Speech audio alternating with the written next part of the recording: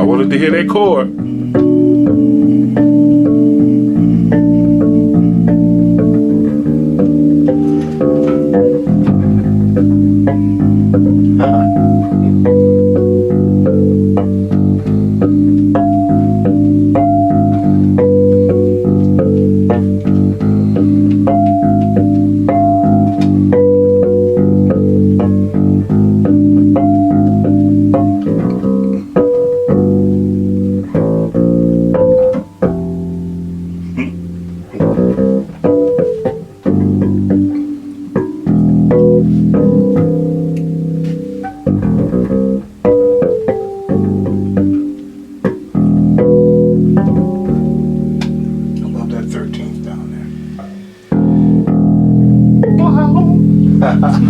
Come on, you can do it. Yeah. Where is it at? That brings up a question. He's got those fingers. How did you find the harmonics on that, man? From the book. Oh man.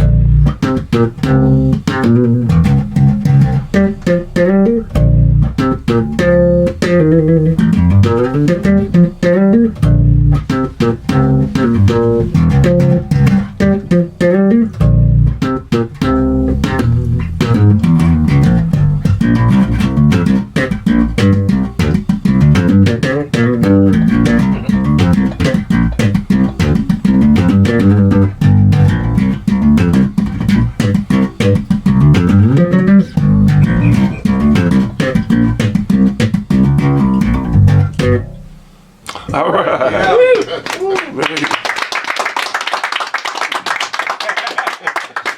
Ladies and gentlemen, bass players around the world, you know we in 170 countries. You know we in 170 countries, guess why? You. Ladies and gentlemen, bass players around the world, over 500,000 views. You know why we got over 500,000 views? You know why, right? You. Welcome to the BASSmint. That's BASSmint. We got with us none other than our awesome bass player, Mr. Brandon Rose. Welcome to the BASSmint, bro. Yes, sir. We're gonna ask you a few questions, and we got some other bass players in the house too, some famous ones, man. Okay. First, we got John Rose, Brandon's dad. He's with us. Thanks for bringing him out. We got with us Kern Bradley, the heavy hitter. They don't get no bigger. I'm talking about Lady Gaga, Beyonce. You know, this man has stood behind some wonderful. I mean, this man has played behind some wonderful artists, man. Lady Gaga, Beyonce, Neo. Man, I go on. Y'all just go to his website and check out the interview we did with this man, Kern Bradley. We also have somebody in the hospital. Tell us your name. Julianne. Do you play bass? No, sir. Your son plays bass, yes, though. He does. He's in the basement with us too, isn't he? Yes, he is. All right, we're gonna get to him in a second. We got with us over there another fine Detroit bass player. Tell us your name, sir. Ed Tate. Ed Tate. And then we also have with us another fine bass player. Tell us your name. My name is Sadro. Sage, the bass chick, Earl. And we also have with us another bass player. Tell us your name, sir. Mo Hughes. Mo Hughes. And we have another fine young bass player and basketball killer. Tell us your name, sir. Bro, I done seen you. I done seen you on the court, bro. I mean, not live, but you know. And I'm jealous, man. At the same time, we also have it's in the basement. They on punishment, so they outside the room. They on punishment. They're not allowed in the room. They have to stay outside, but they welcome to watch. Tell us your name. John Sargent. John Sargent, and also Tomorrow. that's Sage, the bass chick's dad. I was just kidding about y'all on punishment. You know, I'm just playing. You are punishment. We also have with us another bass player, Adam, bro. Adam Bro, the Detroit bass player in the basement alumni. And this man right here is an alumni. Man, first of all, Brandon, I'm not gonna ask you the same questions I asked you last time. Folks, if y'all want to see on my YouTube channel, it's called youtube.com/Ivan Williams. That's me, Big Ive, Ivan Big Ive Williams. Or you can just type in on YouTube. You can just type in Detroit bass players in the basement. And this is the #1 man on there. He's not only our #1 video male, he's also our #4 video male. Now, what I mean by that is because there's 2 females that's on there that's our #1 videos. Like, the one that's in #4 used to be #1. But then Geneva Powers, another Detroit bass player, she bumped you out of #1 spot. Uh-oh. And then He's coming back with vengeance. and then his used to be his #4 came forward, and that's the Detroit Bass Day Performance 2013 when you did the Jameson tribute. So that one moved up, and then there's another lady from Austria or the Netherlands. Her name is Lydia. She's up there. So it's 2 ladies, and Brandon twice is my top 4 video. So again, I thank you for that, bro, for being such an awesome bass player. You must be an awesome bass player for that many people. It's like I think it's like 40,000. Over 40,000 views. I can't remember, but it's somewhere up there. And for my page, that's a lot, because most of the bass players, they top out at like 150 views. So for you to have 40,000 and the average is 150.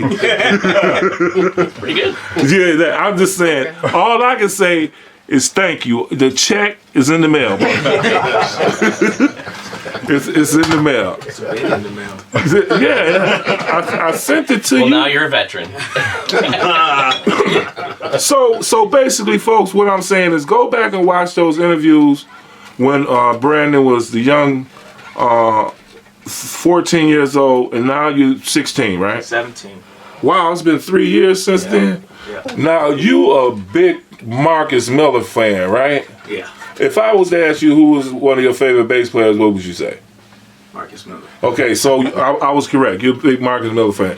Have you tried his new Marcus Miller bass called the Sire? Yes. How does it feel? It kind of feels like a Fender. It runs up and down real smooth. The only thing that's weird is like the adjustments. It got a lot of extra stuff going on. So it got like double knobs everywhere. So, Okay, and I heard it was like it tops out at $600, right? I think so, yeah. So that's Hell awesome. deal, yeah.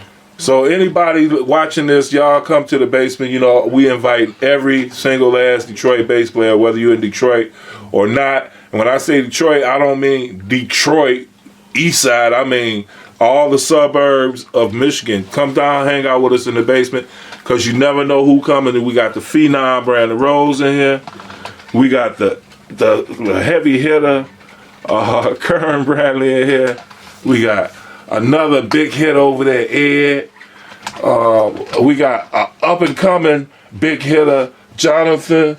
We got the dude who just played with Michael Henderson sitting right here. We got Reginald Canty. He played with Michael Henderson. I got some skill myself.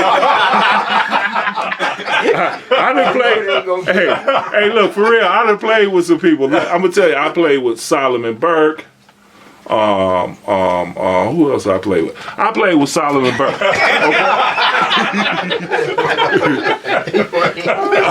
Okay.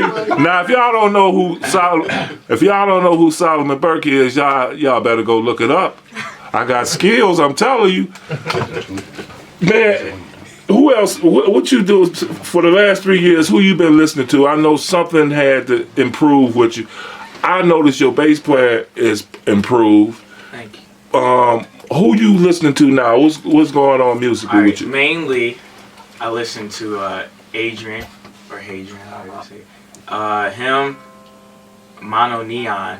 Oh, yeah. The young cat. That wears the thing? Just Neon. Everything. Crazy, yeah. Yeah. He out there. Yeah. And then I recently just got into bebop. So I'm listening to Charlie Parker Yeah. and stuff. All right. That's some awesome music. Bloom Ditto or something like that. That's the song I'm working on. R&B. Blown Diddle by Charlie Parker. It's like, let me see. Yeah, let me go and play a little bit for it.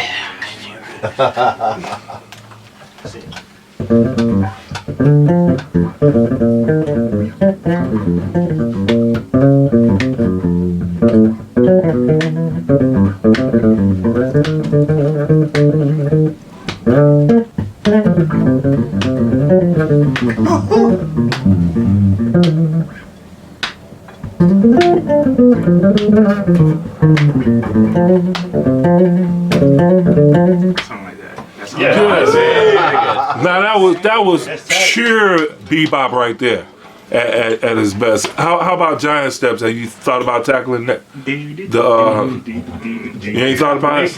I thought about it. Do it. That's why I'm not doing it. That's a killer. I'm gonna do it. Even the bass line. The bass line just is crazy. A Detroit bass player, Paul Chambers, Yeah, I love was that guy. killing that, man. Oh wow. Yeah. What else you working on, bro? What's in the future for you now? I know you about to go on tour, right? Yeah, I'm going to Virgin Islands with the church. It's like a missions trip, something like that. And then I got a real sweet deal with this Iceland girl. She's a real good piano player, and her idea is to get a whole bunch of musicians together that can play up to her level. It's like a 14 musician band, and we go into the streets of Iceland, Berlin, Czech Republic. We just play for the people. Wow, so you about to leave the country for the first time? Yeah. Are you excited about that? I'm anxious. Anxious, huh? Yeah, 'cause, I mean, if you think about it, you about to do that. You got to get a passport, right? You working on the passport. Yep. You can use mine, man, because I done had my passport for 10 years, ain't used it once. Oh, I used it once to go over to Canada in the car. And it expires on this year. I ain't even used it, man. So ain't nobody called me for no overseas gigs. Solomon Burke done passed away, I ain't got no more gigs, man, so you can use mine.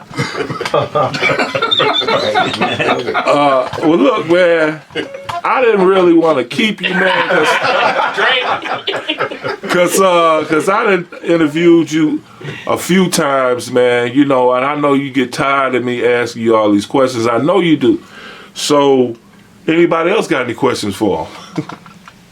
I knew you did. Go ahead. Yeah, are you playing upright bass now? I'm learning. That's a struggle. Because, it's just memorization of where the notes are and everything. And that extra It's hand position. it's crazy. Extra. That's going to take a while. And did I see a picture of you in the upright and this man Yeah. at the upright at the Rob Hurst? It was a Rob Hurst. You remember bass Spanish? I took that picture. Yeah, that was awesome. And then she plays upright too. Now she didn't in January, but she plays it now. Anybody else play upright in here, John? No. Yeah. Upright. I tried. You tried and let it go? I do.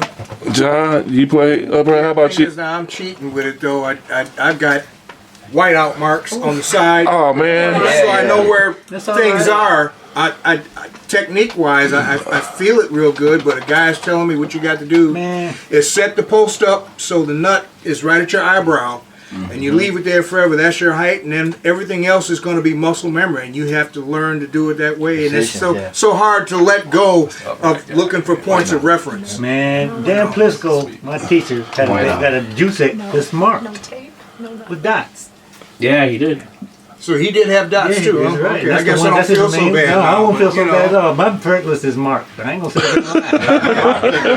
But no, upright is there's It's a new monster. It's nothing like that at all. It's just gorgeous, and I got some new D'Addario Hilly cores on it. Oh, ooh. It's like prime rib with butter. Oh, it's so delicious. I just gotta learn how to play it. Okay. How about you, Adam? Man, I've played around with them a couple times. I used to play cello when I was younger, so I mean, if I had one, I'd play it, but it's kind of expensive at the moment. Okay. All right. So anybody else have any questions for Mr. Brandon Rose? You know what? I didn't know you stick. Go I ahead. didn't know you lived in Detroit. I remember a few years ago I saw one of your videos. You know, there's this kid. He's playing the bass, slapping and popping and all that kind of stuff, and I'm like, hey, it's pretty good. But I thought he was from somewhere else, like New York or something like that. It was in Then New York, though, wasn't it? Wasn't that in New York? and then Hitchville comes along, you know, 2013, and I started seeing more of him. He's here. I'm like, what's he doing in Detroit all the time? And you live here, and that's set me straight. Anybody else have any questions? I do. Okay, so I know for me, playing the electric made it easier to play the upright. Is it the same for you? Absolutely We should know not. the notes. Yeah, I mean, upright. It's like, isn't it like an extra space? Or Yeah, something? extra space for that. Yeah. The whole step is really like 4 Yeah. fingers instead of 3. It's like, this is kind of a beat, Yeah. maybe? Now, playing the high register, you have to like put your thumb in front. I'll tell you like- what it like did this. do, because of the like the stretching that you have to do. That's why I can hit that one crazy harmonic and that Purchase of Tracy. So that's but this to that. Right. Oh, man. Anybody else have any questions for this fine I got bass? one more for him. So what do you think about playing key bass as far as synthesizers, move bass, or keyboard bass in your features? I would love to do that.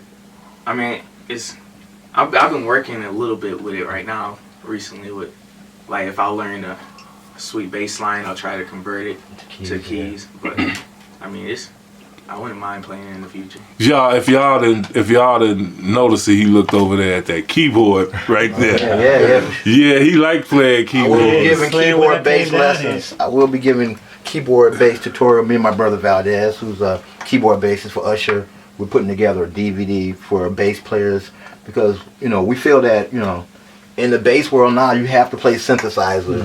You have to play synthesizer too in the pop world and even some gospel stuff and hip hop. So we're going to be opening up the door to teaching a lot of people how to get into keyboard bass and programming.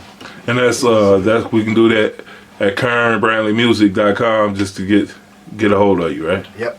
If I could just mention one thing about keyboard bass, I'd never really gotten into it as much. But years ago, one of my favorite, I don't get into singers much, but one of my favorite albums musically is Gino Vanelli's Storm at Sunup. And Mike Baker, I believe that's his name, is doing keyboard bass throughout the entire album. But my goodness, he made it work, he made it swing. And on the title cut, Storm at Sunup, there's a section there where they go on the 4/4 swing. All the bass lines are just absolutely gorgeous. He would make a string bassist jealous. Just the tone that they got, and I think they were using Univox synthesizers back there in the day and all that. What's the name of the album again? Storm at Sunup. It's one of Gino Vanelli's famous. Okay, check it out, folks, because John know what he's talking about. He's a great musician back there. Seriously. Now, Seriously. you were playing that keyboard bass over there. And he said, did you play it? Y'all folks, all y'all bass players, y'all better dabble on them keyboards, man, because we might go back to the old days. I'm talking about the 80s, where they stole the bass and put it on keyboards. You just better be ready, because they ain't had no bass players no more. They got rid of drummers and everything. And bass players, yeah. Yeah. Oh, do you mess with effect pedals and stuff like that? He said exactly the same.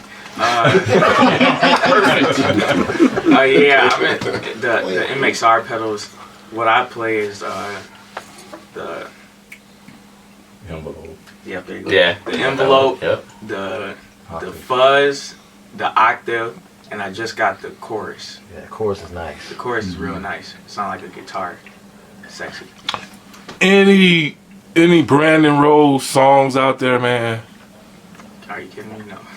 Any? Absolutely not. Why not? Huh?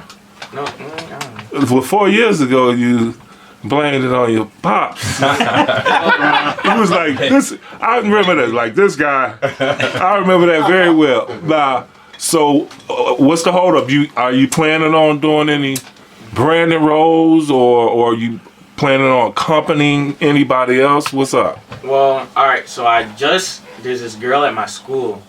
She's like a real good singer, and like her producer, they playing games or whatever. So she gave me her phone, told me to send her voice memos. She said, don't listen to him. Well, of course I listened to him, and I heard her singing, and then I told her I could do the music for her if she wanted. So we about to start working together. Okay. Excellent. All right, I look forward to it, man. And now, what else is it that Brandon's trying to do in music since the last time we talked?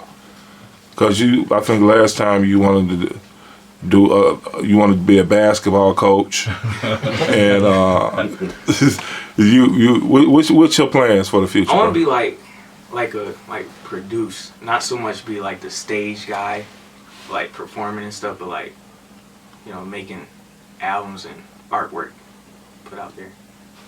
Okay, good. Too short. No, that was. Can play the music. Y'all don't know we be having fun off camera sometimes. Last time I interviewed Brandon, y'all gotta go check it out. He was like, his answers was real straight and to the point, and I just didn't have time to. I didn't even have another question built up yet. I'm like, hey man, how. I like elaborate. You know what I'm saying? Give me some ramble like I do. I ramble all the time. All right, well, I ain't want to keep you, man. I don't know if I told you that yet. But so anybody else have any questions for this fine bassist before he play us out? I got one. How do you practice? Yeah.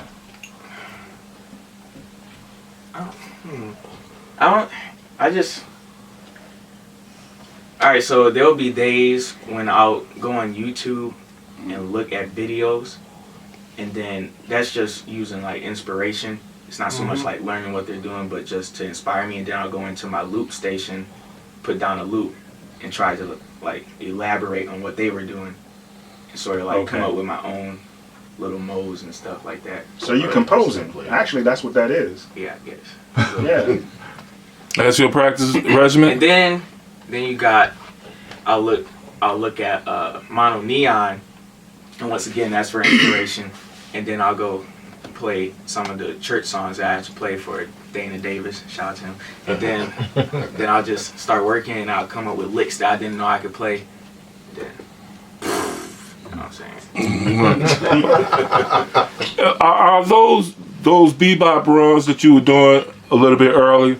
Will you be able to apply them to other areas of music? That's what I'm trying to. It's real tough because, like with bebop, what I know, it's a lot of it. They play with the notes, so they'll be in one key, and then they'll just, and then I don't know how to do that myself. So working on it. Yeah.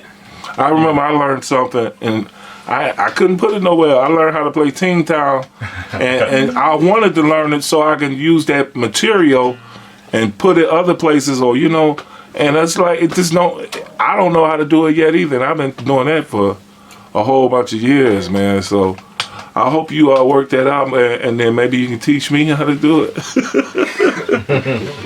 Now, anybody else got any questions for this basis? One question. What would you suggest to the up-and-coming player, whether they're a young person or old person, that wants to get invited to NAMM and wants to get exposed to that part of it? I know it's not easy to get an invitation to go to NAMM, so maybe you could shed a little light on your experiences on how you got to NAMM. You gotta have a dad like me, right? Okay, for those who don't know what NAMM is, Dad? You ever consider adopting a 62-year-old brother? for those who don't know what NAMM is, NAMM stands for North American Music Merchants. Did I get that right? Yeah. I ain't never been, and I still know what those stand for. Music merchants, and they have a gathering or symposium or something twice a year, once in the summer, once in the winter, once in California, once in Nashville. Nashville. So you can answer the question for Reggie? No, actually for Brandon, Marcus Miller did an interview for Bass Player Magazine in 2008, and Bass Player Magazine invited Brandon out to Bass Player, and then at Bass Player, Fender heard him, and then Fender invited us to NAMM, and so after that, we just continued to go every year. Okay.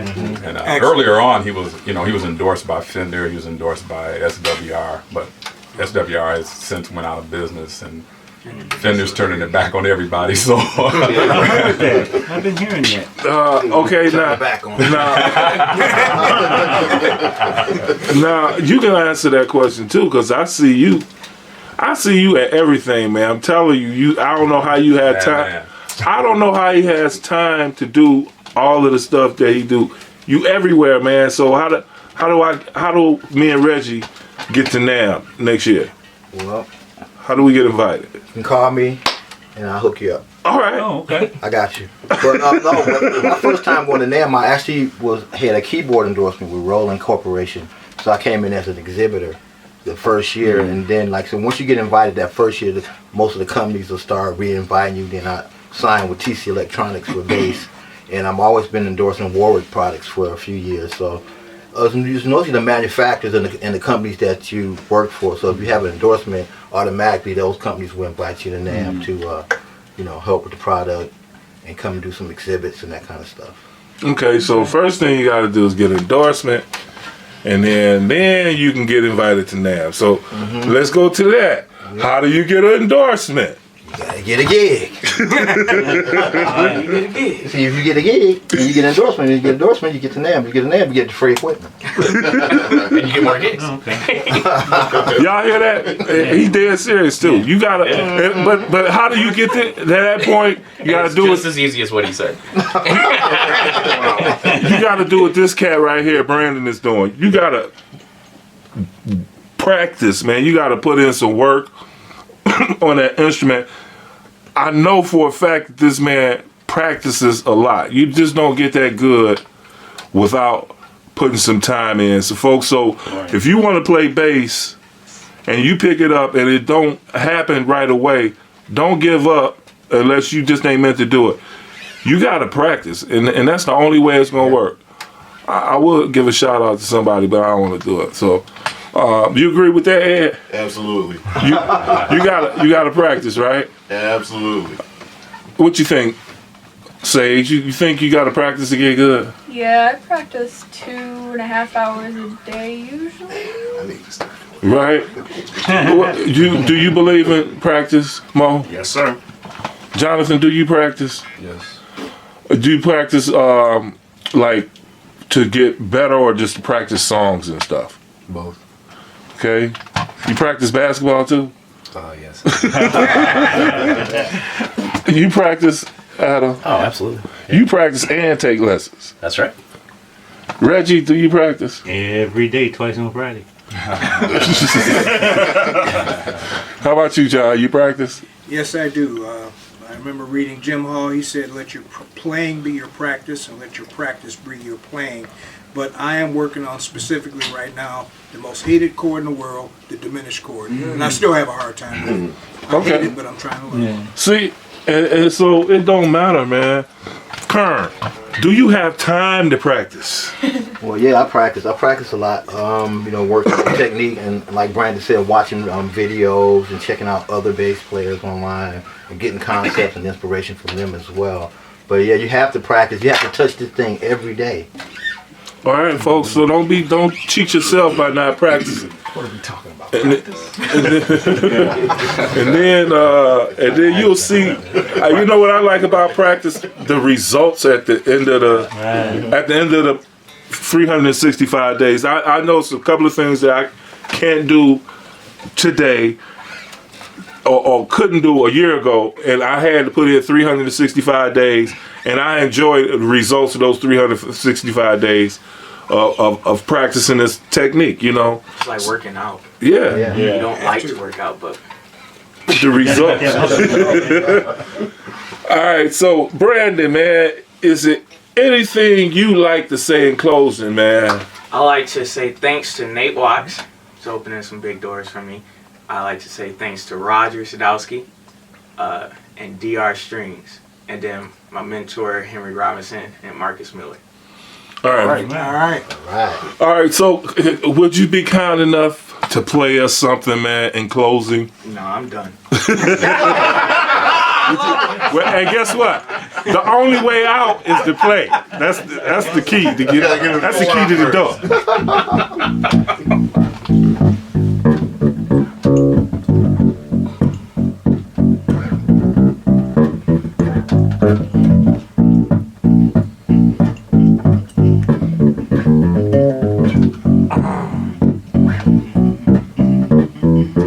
If you want me to stay, I'll be around the way. I'll be available for you to see.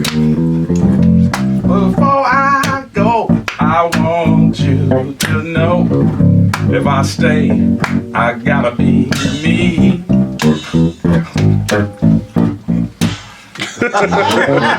Oh yeah. There you go.